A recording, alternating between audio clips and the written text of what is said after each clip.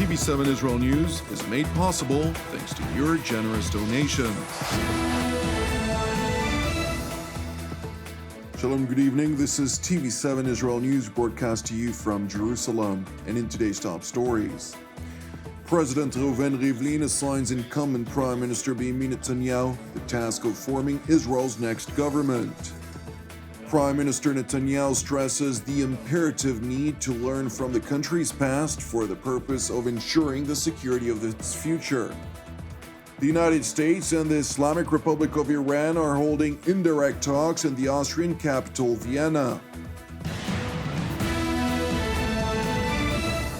The Israeli President Reuven Rivlin assigned incumbent Prime Minister Benjamin Netanyahu the task of forming the next government of the State of Israel. After receiving the final election results for the 24th Parliament, or Knesset in Hebrew, on Wednesday of last week, President Rivlin began consultations with representatives of the 13 elected parties respectively yesterday morning. משנסתיימה מערכת הבחירות לכנסת ה-24, אנחנו פותחים כעת את סבב ההתייעצויות לקראת הטלת תפקיד הרכבת הממשלה על אחד או אחת מחברי הכנסת הנבחרים. Amid domestic criticism directed at the president, coupled with deep divides reflected in the outcome of the March 23rd election, the Israeli head of state emphasized his intention to designate the aspired task upon an elected candidate, most likely to form a sustainable coalition. During the course of the day, representatives of the separate parties attended the president's residence in Jerusalem in order to officially recommend their preferred candidate. Early on, upon hearing the recommendations of the first two largest parties, President Reuven Rivlin voiced the alarm, warning that unless the separate parties show some sort of flexibility in their attitude, the State of Israel will be once again forced into yet another round of elections, a fifth of its kind in a little over 2 years. כי נדמה לי, ואני אומר זאת כבר כאן, מהשיחה איתכם ומשיחה עם הליכוד, שהעם בישראל צריך להיות מאוד מודאג מכך שאנחנו מגיעים למצב שבו ייתכן ונאלץ להיגרר למערכת בחירות חמישית. With all of the recommendations voiced and accounted for, the right-wing ultra-Orthodox bloc remained loyal to incumbent Prime Minister Benjamin Netanyahu, who managed to secure his projected 52 recommendations.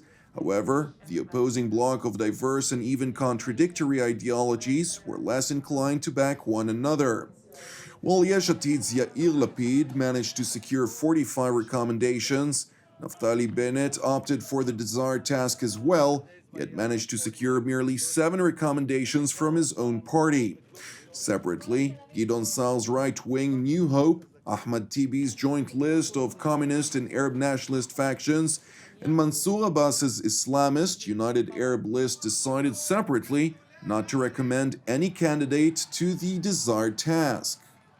ממצב דברים זה, בו אין רוב של 61 חברי כנסת התומכים במועמד מסוים, ובאין שיקולים אחרים המצביעים על סיכוייו של מי מהמועמדים להרכיב ממשלה, קיבלתי את הכרעתי בהתאם למשתקף ממפת הממליצים, המעידה על סיכוי גבוה מעט של חבר הכנסת בנימין נתניהו להרכיב ממשלה. לפיכך החלטתי להטיל עליו את התפקיד להרכבת הממשלה. הכרעה זו אינה הכרעה קלה בעיניי, ברמה המוסרית והערכית. Incumbent Prime Minister Benjamin Netanyahu has now a total of 28 days to try and form a viable coalition of at least 61 mandates, with the possibility of receiving an extension of 14 days. However, the task ahead is near impossible in light of the fact that only Naftali Bennett's Yamina and Mansour Abbas's United Arab List refrained from publicly disqualifying Netanyahu over his legal indictment, including charges of bribery, corruption, and breach of trust. And while Bennett's right-wing Yamina party would be warmly welcomed by Netanyahu's coalition partners, Mansour Abbas's Islamist United Arab List is seemingly rejected. Nevertheless, in a public address, Abbas remains motivated to seize the fruits of potentially serving as a so-called kingmaker, highlighting the need to serve all sectors of Israeli society in unison. יד בשמי ובשם חבריי והציבור הערבי שבחר בנו כדי לייצר הזדמנות לחיים משותפים. כדי לייצר הזדמנות לחיים משותפים בארץ הקדושה והמבורכת לבני שלושת הדתות ושני העמים. בניגוד לכל הפוליטיקאים שעסקו במסע של פסילות מימין ומשמאל, אני לא פסלתי איש. הגישה שלי היא מה כן ופחות מה לא. And while the domestic power struggles endure, rendering Jerusalem's political stability persistently precarious, Prime Minister Benjamin Netanyahu stresses the imperative need to learn from the country's past for the purpose of ensuring the future. At a memorial ceremony for the fallen of the revisionist Ha'etzel militia, which alongside the more powerful Haganah managed to conquer the city of Jaffa in 1948, Netanyahu emphasized the necessity to keenly observe three sacred security-related considerations, the first of which pertains to maintaining strategic depth. כשהחזית קרובה, מרכזי האוכלוסייה גדולים נמצאים בסכנה. לעומת זאת, כשיש לנו עומק אסטרטגי ואחיזה בשטח, הביטחון שלנו מתחזק. הוא לא מוחלט, אפשר לתקוף גם ריכוזי האוכלוסייה בטילים, אתם מכירים את זה, אבל ברגע שיש יכולת לתקוף ישירות בכוחות קרקעיים, אתה בחוסר ביטחון משווע, כפול ומכופל.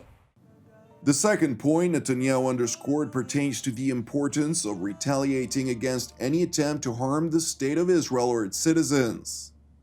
מי שמנסה לפגוע בנו, מעמיד עצמו בסכנת פגיעה חמורה. זה היה נכון ביפו ב-1948, וזה נכון היום עם כל ההבדלים לגבי איראן וגרורותיה. מי שמנסה לפגוע בנו מעמיד עצמו בסכנה חמורה. Prime Minister Netanyahu's third point relates to Israel's unyielding position as the nation-state of the Jewish people to never rely on security guarantees of other nations. לקח שלישי, טיפוח היכולת להגן על עצמנו בכוחות עצמנו. אנחנו מתעצמים בלא הרף, ואנחנו פועלים בלא היסוס להבטיח את קיומנו ואת עתידנו. בכוחות עצמנו. אי אפשר היה לסמוך על הבריטים ב-1948. אנחנו מקבלים ומוכירים את כל הבריתות, את כל הידידים, ובסופו של דבר גורלנו נקבע על ידי יכולתנו להגן על עצמנו בכוחות עצמנו. As part of Israel's efforts to unceasingly bolster its qualitative military edge over its adversaries, the Israeli Defense Forces announced over the weekend the acquisition of a first-of-its-kind Oron reconnaissance aircraft, which significantly upgrades Israel's intelligence capabilities during real-time operations in second- and third-tier countries, including vis-à-vis the Islamic Republic of Iran. זהו מהלך המשקף חזון ליכולת איסוף מתקדמת המתאימה לשדה הקרב ומאפשרת פעולה במגוון זירות רחב. לצה"ל ולחיל האוויר בתוכו מגוון יכולות איסוף. אולם האורון מחזק את העליונות שלנו ואת היכולת שלנו לפעול במעגל השני והשלישי ולנוע בין הזירות בקצב גבוה ולאורך זמן. The Oron, a custom-built Gulfstream manufactured aircraft, is based on the G550 platform. After landing on Sunday at Nevatim Air Base, it will now be fitted with domestic-produced cutting-edge sensors, including an advanced radar system, significantly bolstering Israel's regional and even global technological military edge. אנחנו למעשה ייצרנו מכונה שיודעת לייצר ולחשוף מטרות, אלפי מטרות, בכל מזג אוויר, בזמנים מאוד קצרים, בשניות ספורות, בספיקת שטח של אלפי קילומטרים ובדיוקים שמיועדים לתקיפה.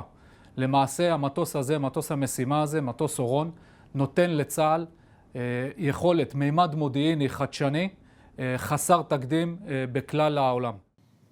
In other yet related news, the United States and the Islamic Republic of Iran are currently holding indirect talks in the Austrian capital of Vienna as part of broader negotiations aimed to revive the 2015 nuclear agreement. Ahead of today's talks, in an interview with the American public broadcasting service NewsHour, U.S. Special Envoy for Iran Robert Malley explained to presenter Judy Woodruff the Biden administration's goal for the anticipated indirect talks. So the goal is to see whether we could agree on what steps the United States needs to take to come back into compliance with the nuclear deal, and what steps Iran has to take to come back into compliance with the nuclear deal. It's been many years since the United States has had that kind of engagement with Iran. It's going to be indirect. But we've seen the product of several years in which the Trump administration had tried to impose maximum pressure on Iran, withdrawing from the deal, trying to get Iran to surrender and to agree to better terms. Well, the result 4 years later is that we're worse off vis-a-vis Iran, both on the nuclear front, where Iran has expanded its program, and on the regional front, where they've become more aggressive. So our goal is to see whether we could agree on a roadmap back to compliance for both sides. Malley acknowledged, however, that the contacts with Iran are preliminary, stopping short from voicing any concrete expectations. Thank you for watching us. As part of TV7 Israel's prayer initiative, I would like to encourage you today to join myself and the team here in Jerusalem to lift up the United States once again in prayer for its salvation and peace, alongside prayers for our persecuted brothers and sisters around the world, in addition to our ongoing prayers, of course, for the peace of Jerusalem and the salvation of Israel. I'm Jonathan Hassan, wishing you a Shavua Tov u'Mevorach, and we will see you again tomorrow at the same time.